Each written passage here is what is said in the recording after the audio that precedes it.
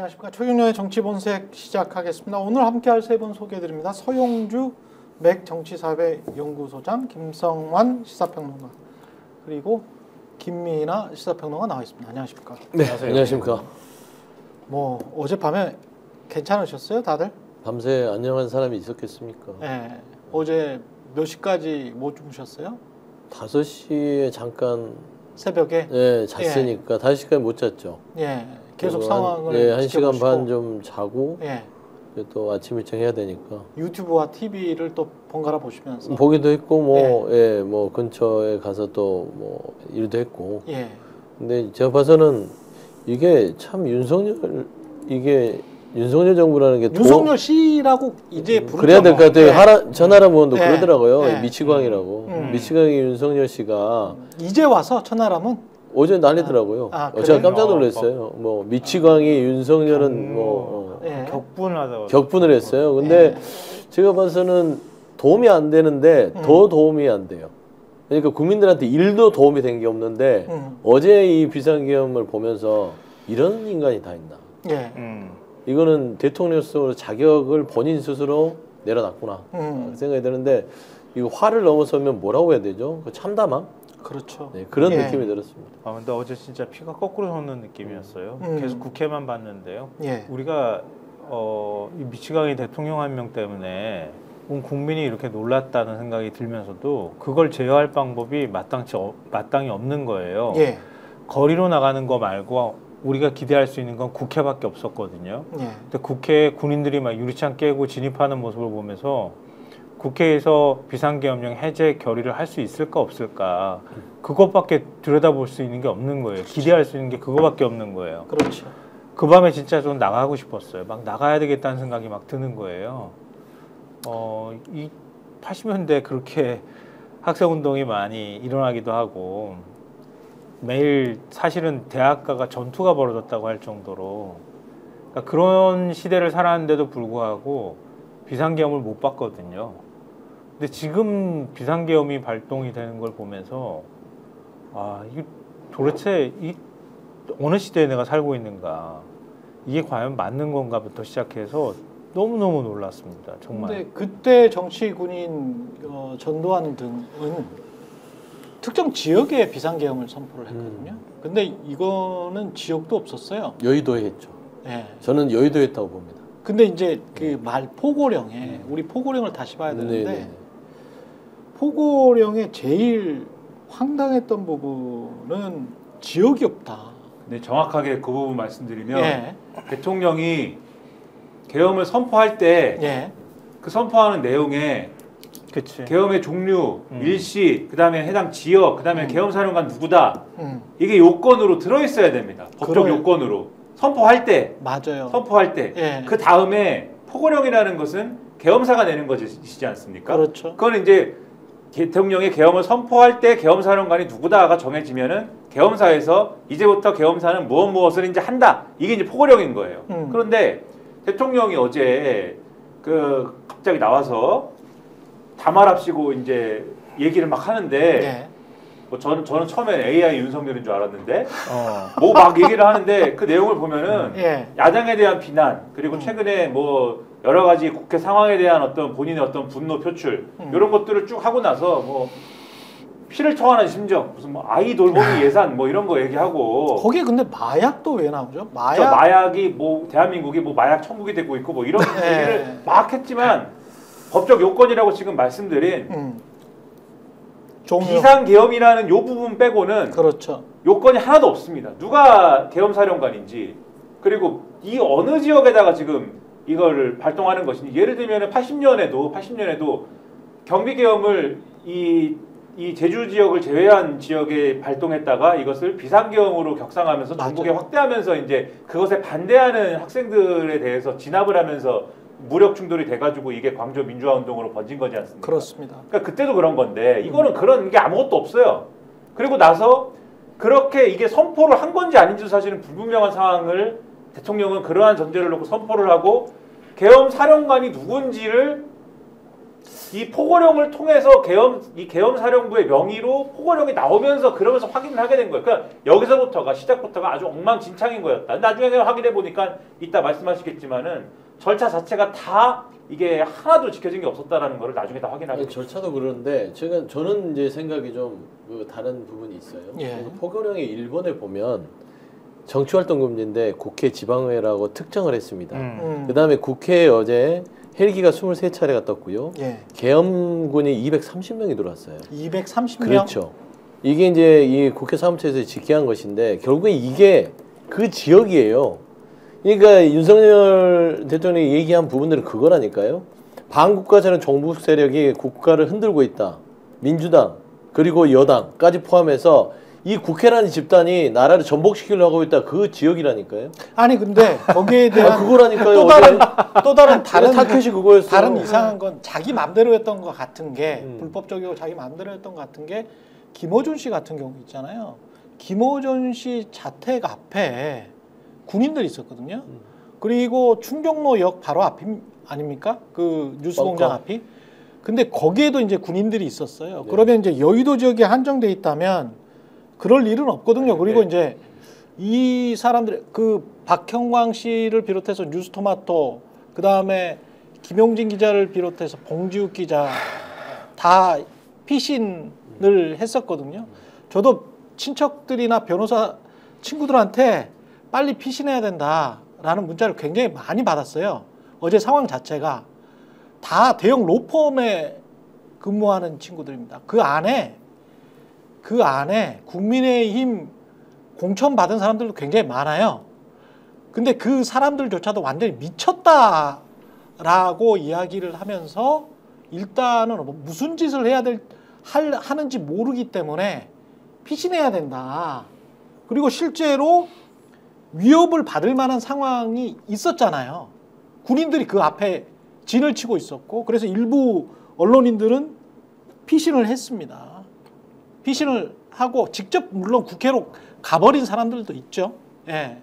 실제로 있었죠. 예. 지역을 얘기하는 거 왜 그러냐면은 절차 때문에 이제 지역을 가지고 얘기를 하는 건데 여기 예. 절차가 왜 중요하냐면 법을 어긴 거지 않습니까? 법을 어겼다라는 얘기를 하는 거예요. 절차가 왜 중요하냐? 그러니까 어차피 비상계엄이라고 하는 건 지금 전국을 대상으로 실적으로 한 거예요, 지금. 예. 그렇게 해석을 할 수밖에 없습니다. 왜 이 절차가 왜 중요하냐면 계엄사령관이 계엄사가 계엄이 발동된 지역에 필요한 것들을 다 그 권한에 갖는 개념이지 않습니까? 예. 그러니까는 계엄이 발동된 지역은 가령 이 지역의 어떤 치안 유지를 위한 권한이나 이런 것들을 계엄사령부에 행사하는 개념이기 때문에 그래서 이제 어느 지역에 발동했다라는 거를 대통령이 분명히 하는 게 중요한 거거든요. 그거를 밝혀서 공고를 하는 게 그래서 요건으로 돼 있는 건데 그렇게 하라고 요건으로 돼 있는 건데 그거를 대통령이 자기가 계엄을 선포한다고 주장을 할 때 그걸 밝히지 않았다는 것 자체가 법 위반이다. 이제 이 말씀을 드린 것이고 예. 그다음에 그 실질적 내용을 들여다보게 되면은 야당을 타겟팅해가지고 야당이 뭘 하면 잡아가겠다 이런 내용이지 않습니까? 내용을 보게 되면은 야당을 타겟팅했다라는 게 지금 말씀이 맞는 것이고 근데 이 야당이라는 범주를 대통령은 야당이라고 하는 어떤 당이라는 조직체에 가입된 사람으로 보지 않고 지금 말씀하신 것처럼 그 야당이라는 큰 어떤 덩어리에는 그 다 반국가 세력이고 종북 세력이다 이렇게 지금 카테고리를 해놓은 거 아니에요. 예. 거기는 자기의 마음에 들지 않는 무슨 언론사도 들어가는 거고 그리고 뭐 어떤 유튜브도 들어가는 거고 어떤 시민사회도 들어가는 거고 그래서 그게 이제 포고령에 다 들어있는 거예요. 계엄사의 포고령에 보면은 정치활동 다 금지하고 그 다음에 뭐 언론 결사 집회 출판의 자유는 제한되는데 언론은 또 다 검열하겠다고 한 거 아닙니까? 그렇죠. 그리고 가짜 뉴스 만들면 혼난다고 돼 있는 거 아닙니까? 예. 처단한다고 돼 있습니다. 처단이라는 단어는 처벌이라든가 뭐 이런 거하고 느낌이 다른 거지 않습니까? 예를 들면 뒤에 처벌한다는 표현도 들어있지만은 처벌한다라고 했을 때는 이게 법에 의거한 어떠한 예를 들면은 뭐 구금이 된다든지 뭐 체포가 된다든지 이런 거겠구나라는 느낌을 주는 것이지만 처단이라는 거는 뭐까지 포괄하는 것 같습니까? 총에 맞는다라는 까지 포괄하는 느낌인 거예요, 이거는. 그렇죠.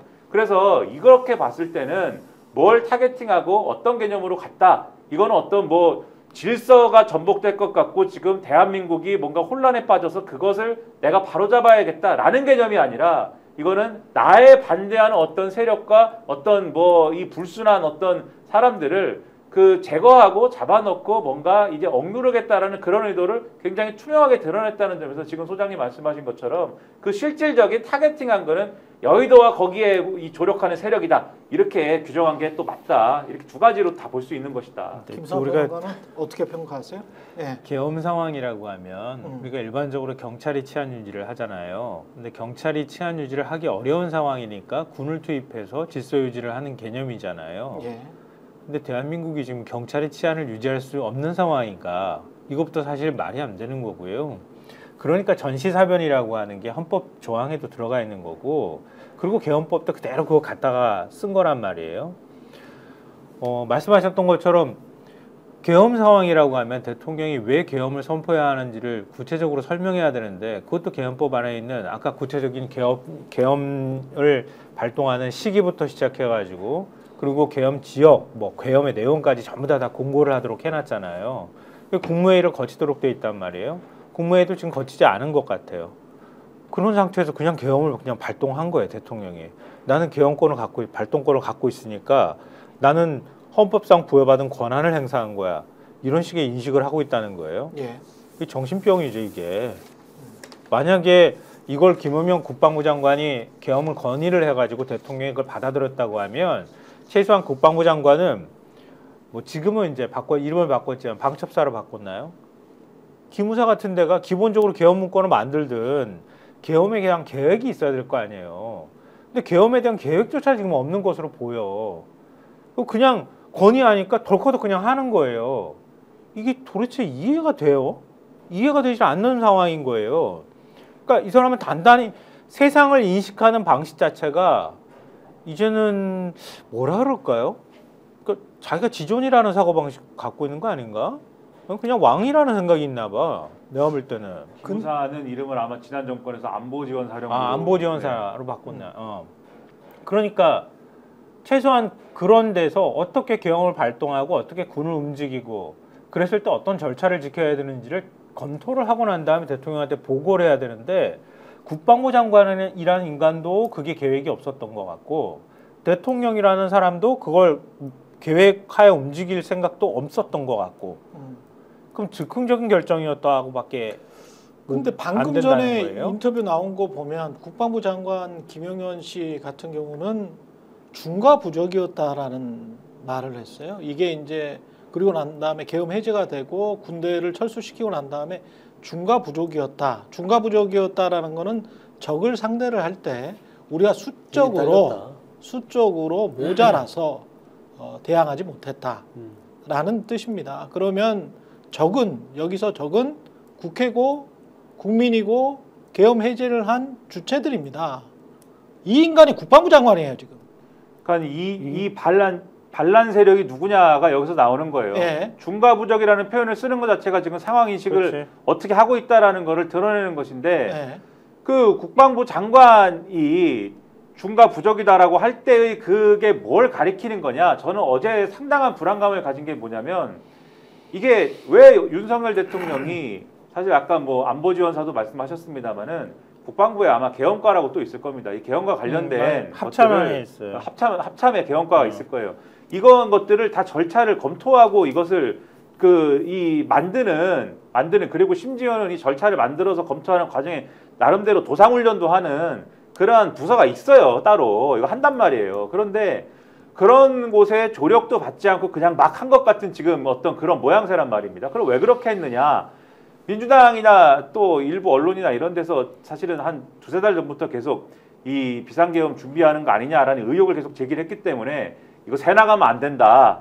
어떤 절대적인 보안을 지키는 어떤 상황에서 아주 극소수의 인원들만이 공유하는 어떤 형태로 논의를 진행하다 보니 그러다 보니까 이게 새 나가면 안 되니까는 이게 엉망으로 진행된 거 아니냐. 극소수의 인원만 논의하면 결국 이렇게 되는 거거든요. 그렇죠. 그래서 이렇게 된 거 아닌가 싶은 건데 그러면 이거를 그렇게 진행되는 와중에 그러면 가장 큰 영향을 미친 사람이 누구냐라고 했을 때는 저는 김용현 국방부 장관이다라고 생각할 수밖에 없는 건데 근데 그렇게 진행을 하다 보니까 그러니까는 오히려 뒤집어 얘기하면은 절차나 이런 것들을 다 무시해도 되는 계엄이다라고 인식을 했다는 거 아닙니까? 그리고 절차나 이런 것들을 다 무시하다 보니까 그렇게 인식을 했다는 건 뭐냐면 제가 어제 가장 많이 걱정을 했던 게 국회에서 이 계엄을 해제하자라고 의결을 했을 때 그걸 대통령이 받아들이지 않으면 그 다음엔 어떻게 하지? 이 걱정이 사실은 굉장히 많이 됐어요. 그래서 그렇지. 어제 4시 반에 대통령이 결과적으로 4시 반에 받아들인다라고 입장을 낸 거 아닙니까? 본인이 얘기한 거지 않습니까? 그렇죠. 그때까지 안심을 못했어요, 저는. 왜냐하면 이미 그 이전 단계에서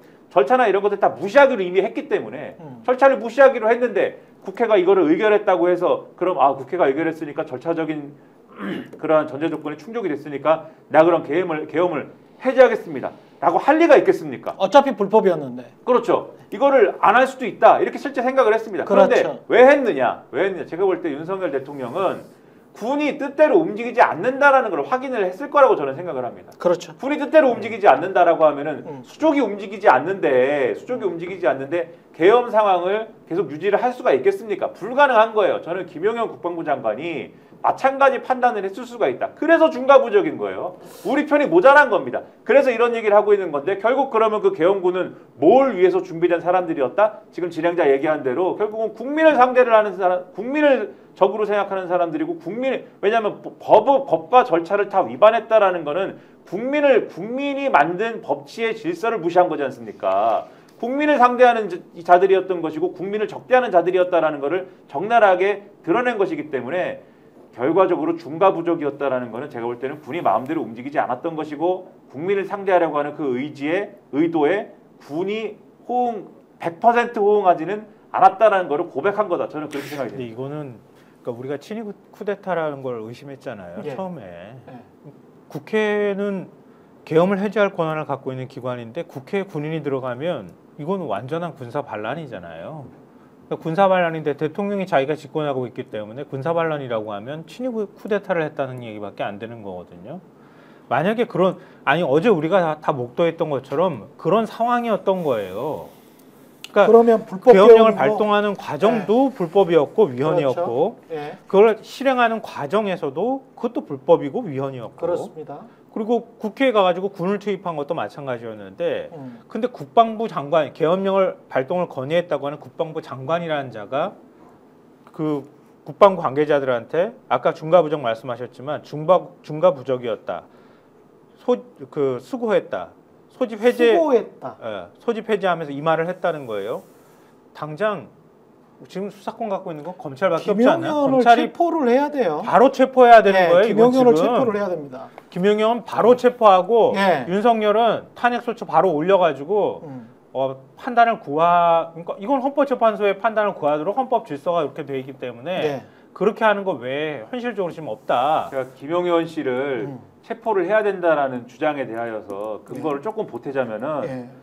건의를 본인이 했다고 하지 않습니까? 그런데 그랬죠. 가령 국무회의를 정식으로 열어서 국방부 장관이 계엄의 필요성을 대통령에 건의를 했다고 하면은 그거는 법적으로 뭐 다퉈볼 여지가 있는지도 몰라요. 왜냐하면 이렇게 주장할 수도 있거든요. 나는 정상적인 건의를 했는데 거기에 대해서 대통령이 계엄을 실행하는 과정에서는 뭐 이상하게 됐다. 뭐 이렇게 주장할 수 있는 여지가 있을지도 모르는데 지금 국무회의를 연 게 확인이 안 되지 않습니까? 국무회의를 열었으면은 당연히 국무총리가 참석을 했을 것이고 그렇죠. 국무총리가 이 상황을 알았어야 되는데 국무총리가 몰랐잖아요. 지금 몰랐다는 거 아닙니까? 언론을 통해서 보면은. 그렇습니다. 국무회의를 열지 않았을 가능성이 상당히 농후한데 그런데 김용현 장관이 건의를 했다라고 지금 언론에 났잖아요. 그렇게 인정한 거 아닙니까? 그러면 제가 마무리를 빨리 할게요. 예. 그 건의는 그러면은 정식으로 국무회에서 이루어진 건의가 아니고 이것은 일상의 언어로서 술자리에서 이루어졌을 수도 있습니다. 그죠? 그냥 국방부 장관이 건의를 했다는 의미가 되는 거고 그럼 뭘 건의한 거냐? 불법적 계엄을 건의한 게 되는 거예요. 그러면 이 사람은 체포를 해야 될 대상이 되는 겁니다. 반드시. 그렇습니다. 이게 이제 뭐 일단은 이게 비상 계엄에 준하느냐에서 이미 끝난 거예요. 예. 위헌적 요소가 다분합니다. 전시사변 아니잖아요. 이 부분들은 충분히 아니기 때문에 뭐 절차적인 문제까지 다 합해서 위헌 위법에 대해서 탄핵을 진행하면 되는 것이고 일단 국무회의를 했다고 지금 기사들이 뜨고 있어요. 국무회의를 했는데 중요한 거는 뭐냐면 국무회의에서 총리를 비롯한 다수의 국무위원들이 이 비상계엄에 대한 대통령의 생각에 반대했는데 반대했다고 기사가 나왔어요. 기사는 그렇게 나오고 네, 있습니다. 나왔는데 뭐냐면 아마 이게 충합파 소행인 것 같다. 예. 결국에는 이 계엄에 대한 주축은 행안부 장관과 국방부 장관이잖아요. 예. 그래서 이 두 사람이 강하게 옆에서 밀어붙이면서 윤석열이 나는 비상계엄 무조건 해야겠다라고 해서 그 뜻을 꺾지 못했다는 게 총리실 쪽에서 나온 얘기예요. 그래서 그래요? 이 국무회의에 대한 부분들은 아마 요건은 갖췄을 것 같은데 저는 거기까지에 대해서 비상계엄을 가지고 어떤 전복을 시도했는지 물론 이게 무슨 불법적인 계엄에 대한 쿠데타는 분명한 것 같은데 예. 저는 만에 하나 출구 전략으로 이쪽에서 세웠다면 탄핵까지 가서 본인이 조금 나중에 지금 현재의 위기를 좀 타파하고 싶은 게 아니었을까 출구 전략이. 그 의도나 앞으로의 어떤 정치적인 어떤 미래 우리나라 전체에 요거는 좀 이따 이야기를 하고요. 지금 이거에 예. 대해서 기사 내용을 조금 더 소개해드리는 그렇죠. 게 좋을 것 예, 같은데요. 예, 이게 예. 조선일보가 보도한 걸 기준으로 말씀을 드리면은요. 예. 어제 저녁 한덕수 국무총리를 비롯한 국무위원들에게 대통령실로 오라는 연락이 전달이 됐다고 합니다. 어제 저녁 몇 시일까요, 그게? 그러니까 지금 시간은 예. 정확하게 안 나왔는데요. 10시 국무위원 20 19명 가량 19명 중에 절반 가량이 대통령실에 도착을 했고 19명 중 절반이 절반 가량 오후 9시쯤 국무회의가 열렸답니다. 9시쯤. 네. 그래서 한 총리를 비롯한 국무위원 대다수가 계엄 선포안이 심의된다는 사실을 사전에 알지 못했고 현장에 와서야 알았고 사전에 몰랐다. 네. 예. 그 김용현 장관이 계엄 선포를 윤 대통령에 건의했다고 밝혔고 그 자리에서 네. 예. 그래서 국무위원들 다수는 계엄 선포에 강하게 반대했는데 다수는 반대했다. 이 국무회에 참석했던 한 국무위원이 이렇게 말했습니다. 예. 대통령이 담화 내용에 대한 생각이 너무나 확고해 아무도 뜻을 꺾지 못했다. 이것도 정말 비겁한 자들인 것 같은데 조선일보의 뭐 스타일이야 뭐 마찬가지지만요. 조선일보를 욕할 것 없이 일단 국무위원들이 자신들의 이름을 걸고 누가 찬성을 했고 누가 반대를 했고 어떤 근거를 가지고 찬성을 했고 어떤 근거를 가지고 반대를 했는지 그 자리에 참석했던 국무위원들입니다. 장관들은 국무위원들이에요. 각 부처의 책임자들입니다. 그 국무위원들이 국민들에게 고해야 됩니다. 사실을 일단 알려야죠. 그러니까 이런 식으로 익명으로 숨어버리는 것도 진짜 나쁘다고 생각하고요. 이건 나중에 가서 국무위원 회의록 다 뒤져가지고 예. 확인해 보면 되는 거고요. 음. 대통령 끌어내리면 다 확인할 수 있는 방법이고요. 그리고 제가 알기로는 한 10시쯤 정도부터 시작해가지고 합참에 총 비상이 걸려서 전부 복귀가 다 비상대기 명령이 내려졌다고 하거든요. 예. 근데 대통령의 담화는 10시 반간 정도에 나왔잖아요. 국무회의가 9시쯤에 열리기 시작했다고 하면 경론이 있고 뭐 이렇게 하고 대통령이 9시 한 20분쯤 넘어서 비상계엄 선포한 거를 생방송을 했다고 하면은 최소한 10시 이전에 회의가 끝났다는 얘기가 되는 거잖아요. 그러니까 비상계엄이 발동이 되기 전에 이미 합참이나 이런 데 군 차원에서는 움직였다 미리. 이런 추정이 가능해요. 이것도 사실은 문제가 있는 거예요. 그러니까 비상계엄 발동에 준해서 미리 군이 다 움직여 버렸다는 거예요. 그러니까 그렇게 하고 미리 대기태세를 하고 난 상태에서 발동되고 나니까 그 다음에 군이 실질적으로 막 움직이기 시작했다는 얘기가 되는 거거든요. 그러니까 김용현은 자기가 건의하고 대통령이 이렇게 된다는 거 알고 미리 군에 움직이도록 지시를 했다고도 얘기가 될 수 있는 거예요. 그러니까 특히 국방부 장관이 움직일 수 있는 군이 있죠. 그렇죠. 그리고 아마 가장 먼저 생각했을 거는 이 사람들도 가장 먼저 생각했을 거는 아무리 뭐 바보 같은 사람들이어도 가장 먼저 생각했을 거는 이 계엄을 선포하면 당연히 국회에서 야당의 의석이 다수기 때문에 모여가지고 이거를 해제를 할 것을 결정하면은 그렇죠. 그러면 이거는 뭐 끝이니까. 끝이다.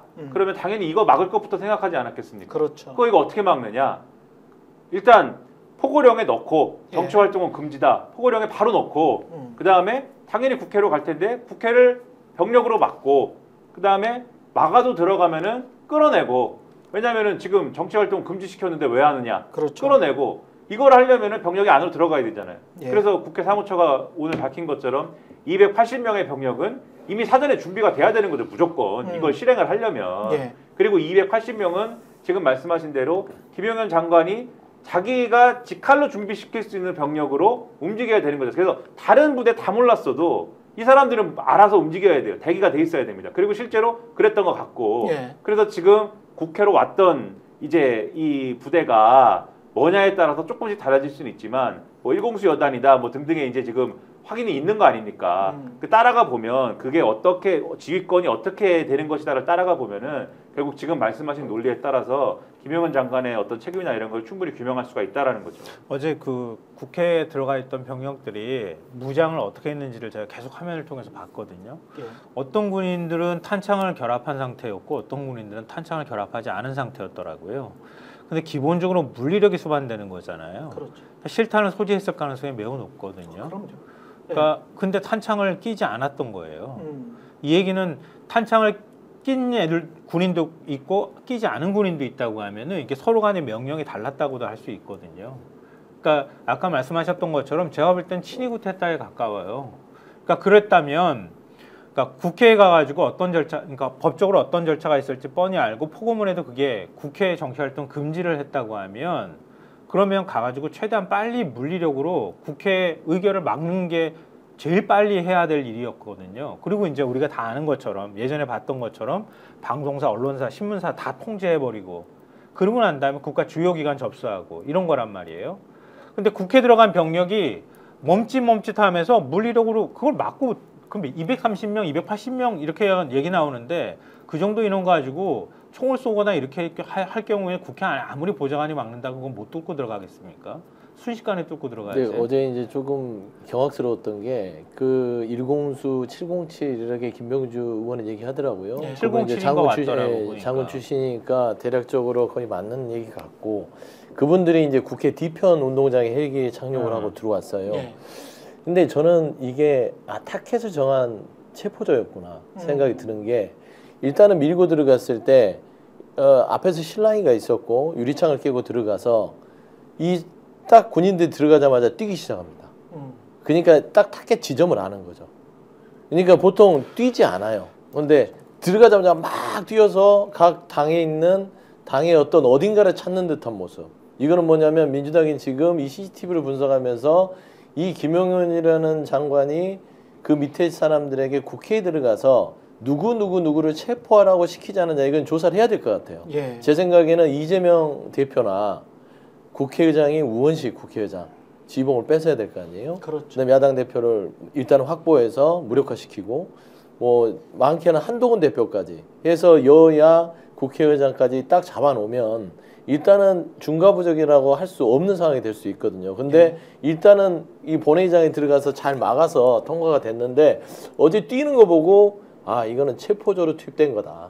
저는 그런 생각에서 이거는 김용현 장관 플러스 그 이 모의했던 사람들은 내란 음모 반란 다 하여튼 법적으로 처벌할 수 있는 건 다 해야 된다. 내란 음모에 동조했던 인간 중에 하나가 김용현은 직접 내란을 획책했던 것 같고요. 김용현과 윤석열은 획책했던 것 같고 동조했던 인물들 중에 하나 황교안은 SNS를 통해서 직접적으로 국가 반란을 동조를 했습니다.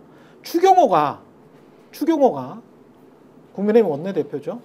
당사로 국회의원들 모여라 라고 한 것은 비겁하게 동조했죠. 이건 아니 비겁한 게 아니죠 그거는. 이건 뭡니까?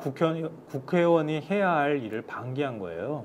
아니 동조 얘기를 하는 거예요. 이 인간은 비겁한 동조. 저는 그거 보면서 왜 여의도 당사 한참 떨어져 있어요. 근데 시간적으로 보십시오. 10시 28분에 비상계엄을 선포했고 이 사람들이 어버버하고 멍청해서 다행이지. 그나마 그리고 그치. 국회의원들이 많이 모여 있었던 화요일 밤이어서 다행이지. 만약에 금요일 밤이었으면 꼼짝없이 당했어요. 금요일 밤에는 거의 다 지역구로 내려가 있거든요. 지역구 의원들은. 그러면 150명도 채우지를 못했을 겁니다. 목요일만 돼도 목요일만 돼도 굉장히 힘들었어요. 근데 화요일 밤에 멍청하게 왜 12월 3일 날에 갑자기 이 난리를 피웠는지 모르겠습니다만은 그 시점과 의도에 관해서도 조금 이따가 이야기를 하고요. 비상계엄 선포를 10시 28분에 하고 10시 40분에 민주당이 국회로 긴급 소집을 합니다. 11시에 포고령이 떨어져요. 11시에. 11시를 기해서 국회, 지방의회, 정치활동 모두 금지, 그리고 언론, 출판은 계엄사 통제를 받는 걸로 되어 있습니다. 11시부터. 그러면 법적으로도 이들이 아무리 이제 불법을 행한 거는 확실히 보입니다만은 이들이 스스로 말한 그 시간으로도 국회는 이미 소집이 돼버린 거야. 근데 그 시간에 추경호는 시간을 벌기 위해서 여의도 당사로 와라. 저는 좀 감정 섞인 얘기일 수 있겠지만 예. 국민의힘은 저 해산해야 된다. 추경호뿐만 아니라 그 자리에 간 인간들은 해산해야 된다. 국회의원 자격이 없다. 왜냐하면 비상계엄을 풀 수 있는 기간 아까 제가 말씀드렸던 것처럼 국회밖에 없어요. 비상계엄을 유지할 건지 말 건지를 결정하는 것도 오로지 대한민국 헌법과 법률에 따라서 국회밖에 없거든요. 그러니까 한 명 한 명이 입법기관인 국회의원들이 지금 국회로 안 뛰어가고 당사로 갔다고요? 당사로 가서 지들끼리 회의한다고? 이게 말이 됩니까? 국회의원이 기본적으로 가져야 될 자기의 역할과 본분 자체를 잊은 거예요. 그리고 추경호 말로는 뭐 국회가 통제가 되는 바람에 어쩔 수 없이 당사로 오라고 했다? 이런 식으로 얘기하는데요. 웃기는 소리 하지 말라 그래. 그럼 가가지고 국회의원들이, 특히 여당 국회의원들이 열어달라고 해야 될 거 아니야? 그럼. 근데 지들끼리 당사에 모여가지고 회의를 한다고? 근데 더 웃기는 건 당대표하고 이른바 친한기라고 불리는 의원들은 국회로 뛰어갔다고요? 이게 무슨 정당입니까 이게? 이거는 지금 한동훈 대표가 윤 대통령 탈당하라고 했잖아요. 그냥 국민의힘도 쪼개야 됩니다. 쪼개고 지금 나머지 국민의힘 당사로 간 의원들은 다 탈당하십시오. 다 당 쪼개가지고 다른 데로 가고 나중에 가지고 국민들이 당사로 심판해야 갔다 된다고 봅니다. 이거는 국회의원을 사퇴해야 돼요. 왜냐하면 국회에 무장한 군인들이 들어온 거 아닙니까? 예. 그런 일이 언제 있었습니까? 그런 일은 없었어요. 민주화된 이후에 그런 일은 없었고 민주주의가 이 정도로 정착된 국가에서 사실 이런 일은 없습니다. 총든 군인들이 어떻게 국회에 별다른 이유가 없는데 뭐 국회 내에서 뭐 유혈 사태가 일어나고 뭐 어떤 뭐 적군이 침투하고 뭐 이런 일도 아닌데 어떻게 이런 이유로 뭐 이렇게 들어옵니까? 그런 일이 없고 윤석열 대통령이 비상계엄이랍시고 뭐 이렇게 뭔가를 선포를 하고 그리고 나서 이루어진 일련의 이 순간 동안에 대한민국은 민주주의가 아주 이 심대하게 퇴행한 그러한 나라였던 거예요. 그러면은 국회의원이 어느 당 소속이든 간에 여당이든 야당이든 간에 국회에 있어야 국회의원인 거 아닙니까? 거기 있어야 자기의 존재 의의가 있는 거잖아요. 국회로 가야죠. 국회가 그렇게 짓밟히는 것들에 대해서 국회의 존재 의의를 되살리기 위한 뭔가 액션을 취하는 게 당연하지 않습니까? 여야의 문제는 나중 일이고. 근데 그것을 그렇게 하지 않고 당사에서 그냥 가만히 있었던 거지 않습니까? 그러면 국회의원을 왜 합니까? 국회의원 할 필요가 없죠, 그러면. 그렇죠. 국회의원은 사퇴를 해야죠, 그러면. 그렇죠. 이분들이 사퇴를 해야 됩니다, 국회의원은. 그렇죠. 공범으로 일단은 법적 책임을 물어야 될 것 같고요. 예. 그다음에 추경호 원내대표는 저는 미리 사전에 알았을 것 같아요. 그러니까 빼돌리죠. 몰랐으면 빼돌릴까요? 무슨 충정심이에요? 예. 그럴 리는 없을 것 같고 결국에는 말하는 것도 뭐 막아서 못 들어갔다 그거는 말도 안 되는 소리고 뭐 국회의원 자격 없는 건 당연한 것이고요. 그러니까 국회의원들이 본인들이 지역구에서 국민들에서 선출돼서 입법부에서 독립된 헌법기관으로서 기고만장할 그런 것만 보이지 말고 국민들을 위해서 정말 싸워야 될 거 아닙니까? 여야를 떠나서. 근데 그 직무를 방기했기 때문에 그 부분에 대해서는 저는 60명이라고 하더라고요. 추경호 원내대표가. 당사에 모였던 사람이 60명인데 60명이었대요. 그분들은 명단을 공개를 해가지고요. 일단 근데 좀 190명 일단 망신을 줘야 될 것 같아요. 190명 아닌 사람들 나머지가 이제 다 110명 국민의힘 의원들 그렇죠. 그렇죠. 네, 108명이니까. 108명이니까. 네. 그러니까 이제 제가 봐서는 국민의힘 중에도 제가 그래서 이상하다. 108인데 네. 안에서 한 17, 18이고 60이면 78이면 한 40명 정도가 안 나타난 거잖아요. 그렇죠. 그러니까 아예 그냥 직무를 포기하고 당사도 안 하고 본청도 안 하고 지역에 있던 사람이나 숨어 있던 사람들이 꽤 있다는 거예요. 그렇지. 그러니까 거의 이제 뭐 무기력에 빠진 거죠. 그렇죠. 거기 안에서도. 그렇죠. 그래서 저는 일단은 그걸 뭐 다 싸잡아서 당연히 국민의힘은 정당의 자격이 없는데 최소한 당사에서 추경호와 함께 있었던 60명은 명단을 공개해서 망신을 좀 줘야 된다. 예. 그리고 책임을 물어야 된다. 망신을 주는 문제가 아니라 김민하 평론가 얘기한 것처럼 국회의원직 사퇴해야 돼요. 국민들이 사퇴하라고 요구해야 돼. 그렇습니다. 네, 오늘 정치본색은 광고를 제 그냥 직권으로 빼겠습니다. 네, 인터넷 비교는 양해해 주시기 바라고요. 사전에 말씀을 못 드려서 죄송한데 광고 주께는 상당히 죄송하네요. 근데 지금 상황이 광고로 1분, 2분 할 수 있는 그런 상황이 아닌 것 같습니다. 그래서 스픽스에도 좀 미안합니다만 안 되면 뭐 제가 배상할게요. 예. 하여간 오늘은 광고 없습니다. 예, 그렇게 상황이 PD 엄중하니까. 예, 상황이 엄중해서요. 광고를 할 수 있는 상황은 아닌 것 같습니다.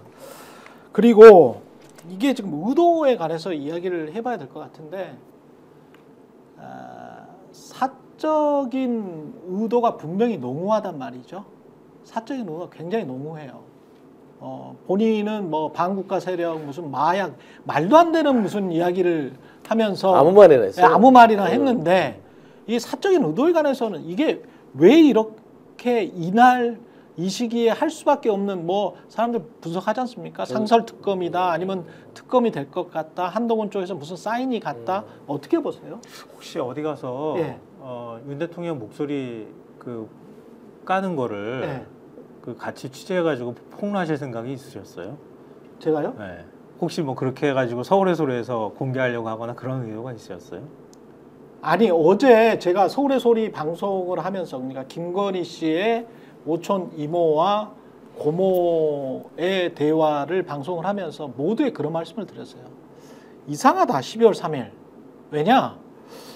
이게 압수수색을 이철규 씨가 고소를 한 게 한 달 전이에요. 근데 갑자기 12월 3일에 압수수색에 들어옵니다. 그리고 오세훈 시장이 느닷없이 또 고소를 해요. 박형광 씨를 비롯해서 뉴스타파, 뉴스토마토, 뉴스타파 기자들 고소를 합니다. 저기 저 있잖아요. 서영주도 있잖아요. 서영주도 고소를 했죠. 서영주도 고소를 당합니다. 그리고 오세훈도 갑자기 움직였어요. 오세훈도 갑자기 움직였고 그 다음에 황상무도 갑자기 어제 방심에 신고를 해요. MBC가 나는 과도라고 이야기를 했는데 회칼이라고 했다라고 하면서 방심에 신고를 합니다. 거의 비슷한 뉘앙스의 어떤 준동이 반란 세력의 준동이라고 여겨질 만한 것이 어제 갑자기 12월 3일에 등장을 했어요. 이상한 내용이. 그래서 이게 뭘까라고 생각했는데 10시 28분에 갑자기 계엄령을 선포를 한 거예요. 그러면 근데 이제 그게 뒤늦게 깨달은 사람들은 이거는 안 돼라고 판단한 한동훈, 오세훈 등이 있겠죠. 오세훈 서울시장도 이거는 나는 반대한다라고 분명히 이야기를 했으니까 한동훈도 마찬가지고. 근데 그 안에서 우왕좌왕하거나 대통령 김용현 세력에게 동조했던 인간들이 있습니다. 국민의힘 내부에도 있고요. 그리고 강요들도 있고요. 그리고 뭐 지금 퇴물이 된 정치인들도 있고요. 그리고 갑자기 TV에 나와가지고 떠들었던 인간들도 있습니다. 실제로 제가 계속 이렇게 보니까 어제 이제 실망스럽게도 MBC 같은 경우는 제대로 대비를 못해서 방송이 잘 안 된 것 같고요. JTBC 같은 경우는 굉장히 방송을 잘했어요. 방송을 잘하면서 제가 잘했다는 게 어떤 의미냐면 새벽에 국회의장이 계엄 해제를 하기 전에 한 30여 분 전부터 이거는 잘못된 거다. 빨리 계엄이 해제됐으면 좋겠다라는 뉘앙스를 앵커가 감정을 넣어서 계속 이야기를 합니다. 올바른 판단이었어요. 그리고 오늘 지금 JTBC 홈페이지 들어가 보시면 알겠지만 불법 계엄이라고 나와 있습니다. 아예 규정을 했습니다. JTBC 그 자막에 불법 계엄이라고 써놓고 방송을 했죠. 맞아요. 예. 예. 그리고 지금 홈페이지도 불법 계엄이라고 돼 있고요. 뭐 KBS는 말할 필요가 없죠. KBS는 원래 윤석열의 개로 활동을 해왔으니까요. 그런 방송은 말할 것도 없고요. 여기에서 판단을 제대로 하고 국민 편에 있었던 인간들과 국민 반대편에 있었던 인간들을 가려내야 됩니다. 그리고 법적으로 처벌해야 될 인간들은 법적으로 처벌을 받아야 되고요. 기록으로 남겨야 될 사람들은 기록으로 남겨야 됩니다. 예. 어제 뭐 김필규 기자 그래서 제가 또 다시 한번 보기도 하고 그랬었는데요. 그러니까 제가 여쭤보는 이유는 그거예요. 뭔가 긴박하게 내가 이렇게 하지 않으면 내가 탄핵이 되거나 아니면 끌어내려지거나 뭐 할 거라고 하는 위기감이 작동했던 건가? 이게 제일 먼저 사실 제 머릿속에 스치는 생각이었어요. 예. 어제 비상계엄 발동할 때. 그러니까 그걸 덮기 위해서든 아니면 다른 방식으로 그러니까 자기가 가지고 있는 물리력을 통해서 그걸 눌러야 되는 거잖아요. 아니면 사선에 섰는데 자기도 떨어져 죽을 것 같다고 하는 위기감이 작동하지 않았을까. 그걸 제일 예. 먼저 생각했고요. 둘째로는 그냥 아까 제가 말씀드렸던 것처럼 세상을 인식하는 방식 자체가 망상이에요. 이 사람은. 그러니까 국회 모든 것들이 자기 책임이 아니라 남의 책임으로 돌리는, 사실은 전직 대통령들이 주로 그런 이제 오류에 빠지곤 하는데요. 완전히 자기는 아무것도 할 수 없는 사람이었다고 하는 생각들을 계속 어느 순간부터 하기 시작하다가 나중에 가서는 그게 병적으로까지 가지 않았나 싶은 생각을 하게 돼요. 그러니까 애초부터 자기는 할 수 있는 권한이 없었던 사람이고 야당에 의해서 지배받는, 거꾸로 지배받는 사람이었다고 하는 인식을 계속 그동안에 반복적으로 해오지 않았나, 그런 생각을 하고요. 마지막으로는 뭐 사실은 이거는 김건희라는 이름으로 연결 안 할 수가 없는데요. 이 사람은 그렇죠. 계속 지금까지 지키려고 했던 건 그거 아닙니까? 그렇죠. 그러니까 지금 국민의힘에서도 분열이 되고 있는 상황이고, 이런 상황에서 10일 날 김건희 특검법 제2 표결이 예정돼 있었던 상황이란 말이에요. 그러니까 더 이상 이건 막을 수가 없다고 판단을 하지 않았을까? 그렇다면 그걸 기점으로 해서 아까 제가 위기라고 하는 것하고 연결이 될 것 같은데, 그걸 기점으로 해서 결국은 자기는 끌어내려질 수밖에 없는 입장이다. 어찌됐든 8명만 자기한테 등을 돌리면은 아무것도 막을 수 있는 수단이 없다고 하는 생각들을 할 거란 말이에요. 그러니까 지금 차라리 하는 게 낫다, 이렇게 생각했을 수도 있을 것 같아요. 여기 정리하면은 예. 이런 거예요. 제가 뭐 물론 지금 대통령과 가까운 사람들도 왜 이랬는지 모르겠다고는 합니다. 모른대요. 모르겠다고 한대요. 예. 이해가 안 된다. 해석이 안 된다. 모르겠죠. 어떻게 알겠습니까? 모릅니다. 그러나 정리하면은 이런 얘기일 수밖에 없다. 그건 뭐냐면, 그러니까 한 두어 달 전부터 계속 얘기했지 않습니까? 비상계엄 준비하는 것 같다. 그러니까 언젠가는 마지막에는 비상계엄 카드까지 꺼내서 이 상황을 해결할 수 있어 라는 생각을 대통령과 그 측근 김용현 씨와 같은 이러한 악당들이 했는데, 그때도 근데 두어 달 전에는 어떤 상황이었느냐 생각해 보시면, 최상병 사건, 그걸 통해서 뭐 이종호 씨 얘기 막 나오고, 그다음에 이걸 통해서 또 김건희 여사 뭐 도이치모터스 사건 막 얘기하고, 그리고 이제 명품백 사건 검찰이 어떻게 하느냐, 뭐 불기소를 하느니 마느니, 이것 때문에 골치 아프고, 검찰 내에 뭐 한동훈 라인들이 또 뭐 다 유배를 보내버렸지만 뭐 얘기가 이래저래 언론 통해서 나오는 거 아니야, 뭐 이런 걱정이 되고 할 때지 않습니까? 그때부터 뭐 이거 뭐 비상계엄을 통해서 되치기 해버려, 뭐 이런 마음도 있는데, 근데 그 시기에 제가 이제 우리 최경영 기자님 뭐 유튜브에서도 그런 얘기하고 할 때 뭐라고 말씀드렸냐면, 그 미국이 뭐 인정하겠어요? 뭐 이런 말씀도 드리고 그랬어요. 예. 생각을 그 당시에 제가 볼 때는 윤석열 정권의 이런 악당들이 생각을 해봐도 잘 이게 되는 그림은 아닌 거예요. 그런데 최근에 보면은 미국은 어쨌든 정권 이양기 아닙니까? 예. 아마 그립이 좀 약해졌을 거다 이런 생각을 했을 것이고, 그 다음에 한동훈 해도 이상하고, 그리고 지금 계속해서 뭐 1대1로 접촉도 해보고 의원도 접촉도 해보고 하지만 아마 분위기 이상하다라고 느낄 겁니다. 그래서 김건희 특검은 어떻게 될지 모르겠고, 그리고 결정적으로 그렇다고 해서 지금 마지막 카드를 쓸 때가 온 것 같은데, 생각하기에 이 용산과 악당들의 생각은 마지막 카드를 비상계엄을 쓸 때가 온 것 같은데, 근데 사람들한테 이렇게 얘기할 겁니까? 나는 김건희 특검법을 막기 위해서 비상계엄 카드를 쓸 거야, 이렇게 얘기할 수가 없지 않습니까? 그렇죠. 그러면은 핑계를 대야 되는데, 물론 여러 가지 이제 레토릭은 되지만, 왜냐면은 전시와 사변에 준하는 국가 비상사태에 선포할 수 있는 게 계엄이기 때문에 반국가 세력이니 뭐니 어쩌니 저쩌니 하는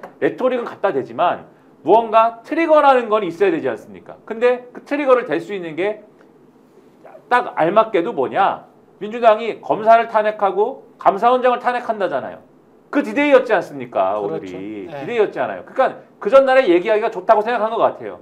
그러니까 이날 얘기하면은 적어도 자기 편의 보수층들은 뭐라고 생각을 할 것이냐?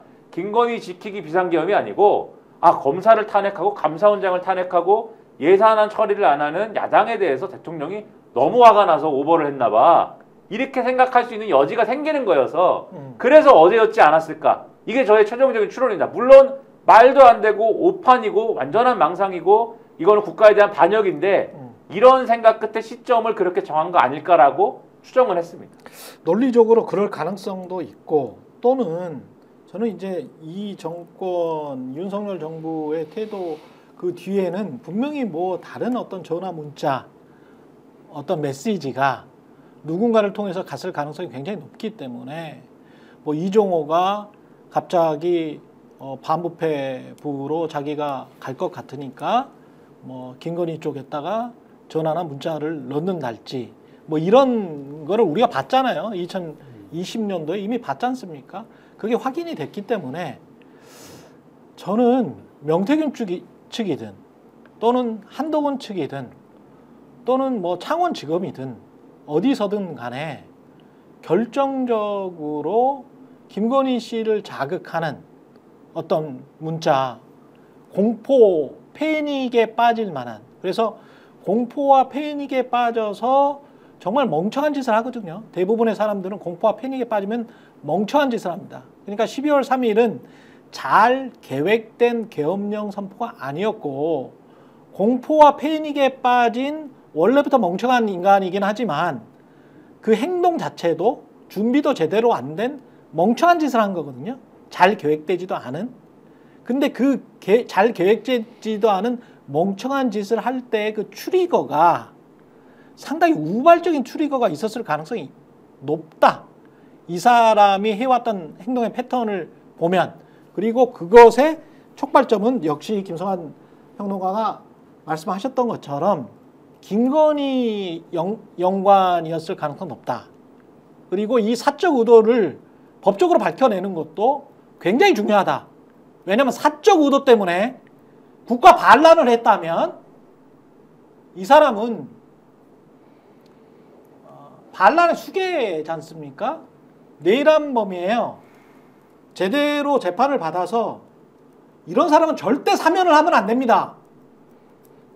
법적으로 만약에 대법원에서 확정 판결을 받으면 어떤 대통령이 돼도 이런 인간들은 절대 사면을 하면 안 돼요.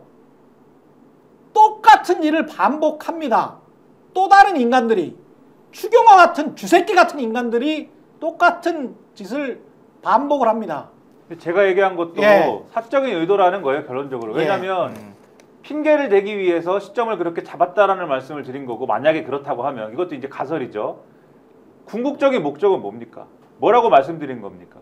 김건희 여사 지키기의 의도를 가지고 한 거라고 말씀드린 거지 않습니까? 예. 근데 그렇게밖에 해석이 안 되는 거예요. 궁극적으로 이런 경로로 갔든 저런 경로로 갔든 결과적으로는 그게 김건희 특검이든 아니면 말씀하신 대로 다른 종류의 이제 어떤 말씀하신 그 신호든 문자든 아니면 뭐든 간에 김건희 여사의 불리한 내용이든 간에 본인과 김건희 여사를 지키기 위한 방편으로서 비상계엄이라는 거를 위헌적이고 위법적인 방식으로 선포했다. 이거는 지금 다수설이거든요. 예. 그렇다고 하면 지금 말씀하신 대로 이거는 단지 비상계엄을 선포한 것에 절차적인 문제가 있었기 때문이 아니라 그 의도 자체가 불순한 것이기 때문에 말씀하신 대로 큰 어떤 처벌이 불가피한 것이다. 그리고 즉각적으로 지금 당장 이 대통령의 자리를 유지할 근거가 없는 것이다. 이렇게 말씀드리는 예. 거예요. 근데 맞습니다. 저도 고민을 많이 해봤는데 왜 그랬을까? 음. 왜 이렇게 어처구니 없이 바보 같은 일을 했을까? 예. 정상적이라면 안 할 텐데. 그래서 저는 윤석열 정부가 들어서면서부터 정상적인 사고를 안 하니까 이해가 되더라고요. 아 그냥 비정상적으로 생각해보자. 맞아. 비정상적으로 정상이 생각해야 돼. 아니고 비정상적으로 생각하면 아 그래 너는 비정상이니까 그런 행동을 할 수 있어 했는데 이 비상계엄은 좀 다른 문제더라고요. 더 비정상적이어야 돼요. 완전히 그냥 말하자면 이게 180도 이성적인 사고가 돌았으면 마비돼 있어요. 360도가 돌아버려야만 이 비상계엄에 대한 배경을 잘 이해할 수 있겠더라고요. 360도를 돌면 원위치. 원전 아니 360도 전에 359도 350. 59도까지 돌아버려야 되는데 제가 봐서는 윤석열의 이 비상계엄은 정말 계획도 아니고 적극적인 건 맞은 것 같아요. 이 사람 원래 그런 분이에요. 그러니까 마음대로 생각하고 좀 욱하고 나 하고 싶어 하면 해버리는 사람이고 생각이 없어요. 내가 늘 말하지만 오늘만 사는 사람이라서 예. 내일 어떻게 되든 내가 오늘 기분 좋으면 된다 라는 거 플러스 최근에 이제는 더 이상 버틸 수 없는 수준까지 왔다고 판단은 된 것 같아요. 더 버틸 수 없다. 이제 비상계엄 카드라는 것을 쓸 수밖에 없다. 그러니까 보세요. 저는 12월 3일이 명태균이 특검합시다 하고 요청한 날입니다. 예. 나 특검 요청합니다. 검찰 못 믿겠습니다. 그리고 황금폰 얘기들이 나오기 시작했고 특검이 시작되면 명태균 특검은 여야가 안 받을 수가 없어요. 반대 명분이 없습니다. 왜냐하면 국민의힘은 이 명태균 특검을 반대하는 순간 자기들의 죄를 덮는 게 되잖아요. 그러니까 명태균이 고도로 들어간 거예요. 특검 문제를. 근데 특검을 받게 되면 명태균이 가지고 있던 황금폰을 공개할 수밖에 없습니다. 그렇죠. 검찰에는 안 하죠. 그렇죠. 그렇기 때문에 이 윤석열이 생각할 때는 이 명태균의 황금폰이 까지는 순간 본인이 이제 육선까지 나온 거를 막았는데 안 되거든요. 그러면 명태균의 핵심은 윤석열이 아니라 김건희 여사거든요. 그렇죠. 그러니까 이제 김건희를 지켜주는 것도 여기까지다. 근데 여기까지라고 했을 때는 할 수 있는 건 비상계엄밖에 없어요. 비상계엄을 통해서 일단은 성공한 쿠데타를 꿈꿨던 것 같아요. 그래서 완전히 사법부와 행정부를 꽉 잡고 입법부의 입을 막고 언론을 다 통제하고 그래서 완전히 공포정치를 통해서 본인이 지금 처한 상황을 벗어나고 싶은 그런 망상을 꾼 게 아닌가. 근데 결국에는 망상을 3시간 만에 3시간도 못 꿨어요. 왜냐하면 제가 지금 대국민 특별 담화문, 그러니까 비상계엄령 발동할 때 대국민 특별 담화문을 읽어보고 해제문하고 비교를 해봤거든요. 근데 이건 확신에 찬 문장이에요. 그냥 뭐랄까 이렇게 되는 거예요. 아까 제가 말씀드렸던 것처럼 민주당 때문에 아무것도 할 수 없고 입법 독재를 하고 있어요. 이렇게 설명하고 있거든요. 판사 겁박하고 탄핵하고 이렇게 하고 행정부 마비시키고 그리고 예산 전액 삭감해서 국회가 입법 독재를 통해서 예산권까지 농락하고 있다. 이렇게 얘기하고 있거든요. 그러니까 대한민국 국가 재정을 농락하고 있는데 거기에다가 이제 더불어서 하나를 덧붙이는 게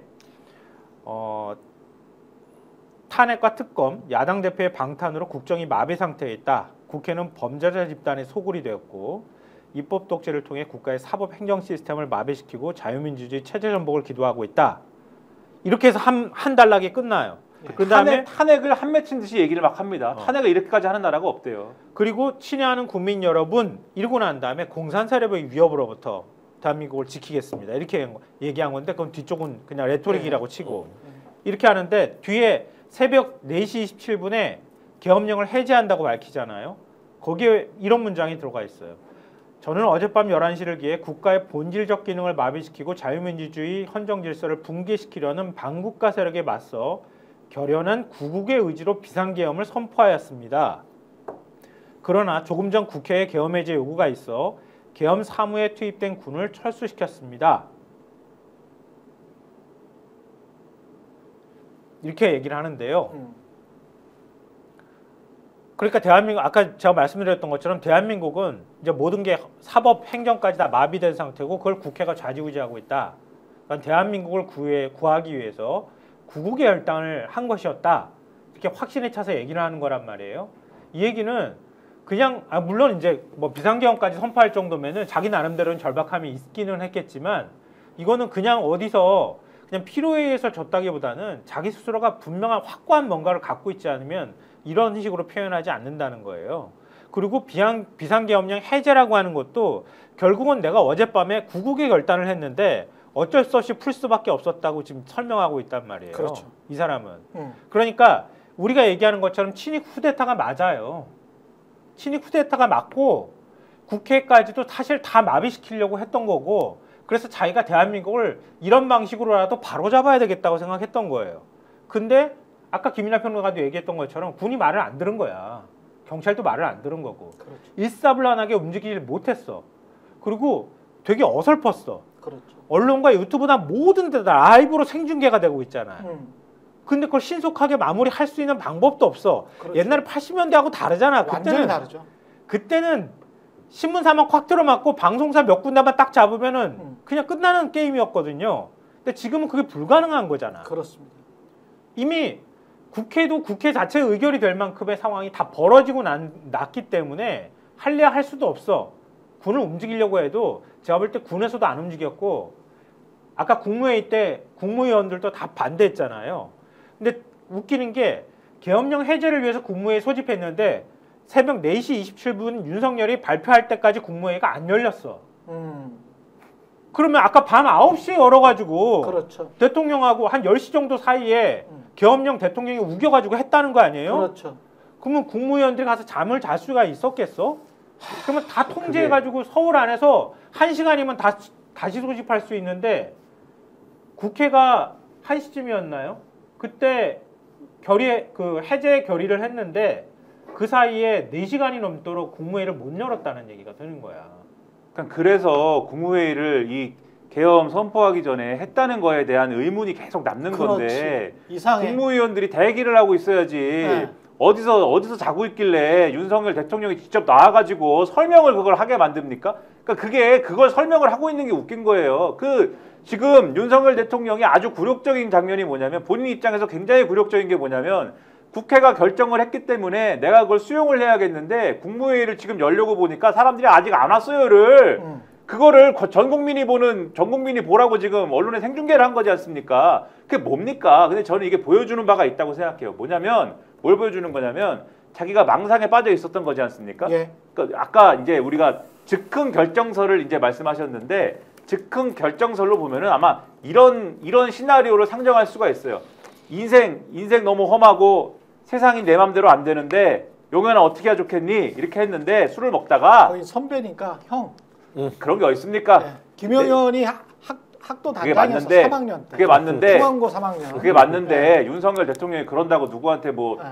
존댓말하고 그럽니까 지금 같은 상황에? 영현아 우리 반말하기로 했잖아 어떻게 해야겠니? 근데 이제 대통령님 뭐 지난번에 생각하던 비상계엄 합시다 뭐 이렇게 해서 그거 좋아 이래가지고 구국의 결단이 시작이 됐는데 아까 말씀드린 것처럼 군경이 안 움직이는 데다가 근데 윤석열 대통령의 캐릭터는 이런 거 가지고 마지막 현타까지는 안 왔을 것 같아요. 마지막 현타가 어디서 오냐면은 나보다 확실히 세고 나보다 확실히 거대한 어떤 존재가 너 하지마 너 이거 아니야 너 정신 차려 이러면 현타 오는 거거든요. 아 내가 잘못 생각했구나. 그렇죠. 그게 어디냐? 제가 볼 때 미국이에요. 미국에서 외교 라인으로 국무부 이쪽에서 얘기를 하지 않습니까? 국회가 이 결정한 직후에 국회가 계엄을 해제하자라고 결의한 직후에 국무부에서 국회가 결정을 했으니까는 받아들이는 쪽으로 하는 것을 우리가 기대하고 있고 그거를 지켜보고 있다 이런 식으로 메시지를 내잖아요. 근데 이게 동맹 관계인 타국에 대해서 외교의 의전이 가미된 메시지가 이럴 정도면 그렇죠. 물밑에서는 네. 무슨 일이 있었겠습니까? 그렇죠. 온갖 얘기가 다 있었을 거예요. 그래서 사실은 4시 반에 국무회의를 못 여는 상황에 윤석열 대통령이 그러니까 일반적인 어떤 프로세스로 보면은 국무회의를 못 여는 상황이면 윤석열 대통령이 그 메시지를 내지 않아요, 보통은. 그렇죠. 국무회의를 열고 나서 해제했습니다라고 메시지를 내는 거지. 근데 그 메시지가 왜 이렇게 빨리 나왔느냐? 저는 이유가 있다고 보고 거기서 이 망상이 깨진 것이다. 그러면은 애초에 되지도 않을 걸 망상으로 시작해서 자기 가족을 지키고 나를 지키고 뭐 이런 의도로 시작된 것에 대해서 어떻게 책임을 피할 수가 있겠습니까? 이거에 대해서. 제가 볼 때는 예. 국무회의도 열리지 못했을 가능성도 있어요. 국무위원들도 전부 다 그 상황을 지켜봤잖아. 그렇죠. 근데 해제하는 국무회의에 참석을 해? 나 같으면 참석 안 해. 국무회의 안 가.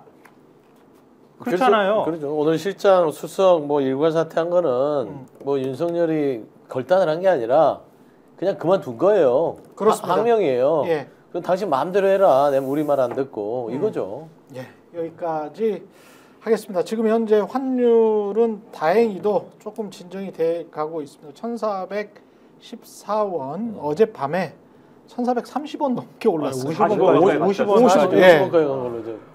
1,414원이고요. 예, 코스피는 1.81% 떨어졌고요. 코스닥은 2.37% 하락했습니다. 다행입니다. 이 정도면 주식 시장을 개장을 했고 이 정도로 하락했다는 거는 아니 지금 이 정도가 문제가 아니지. 예. 이제부터 시작이지. 근데 이제부터 이거는 그래도 그나마 이제 아까까지는 제가 보니까 외국인들이 한 2,400원 매도했던데 그나마 그래도 한국의 민주주의가 살아 있구나라는 거를 어젯밤에 그나마 그 150여 분 이후에 보여준 거예요. 맞아요. 네. 보여준 거기 때문에 사람들이 좀 안정이 된 거야. 만약에 계엄이 지속이 돼 버렸잖아요. 그 계엄이 성공했다는 식으로 가고 우리가 방송도 못할 지경이 됐으면 망하죠. 망합니다.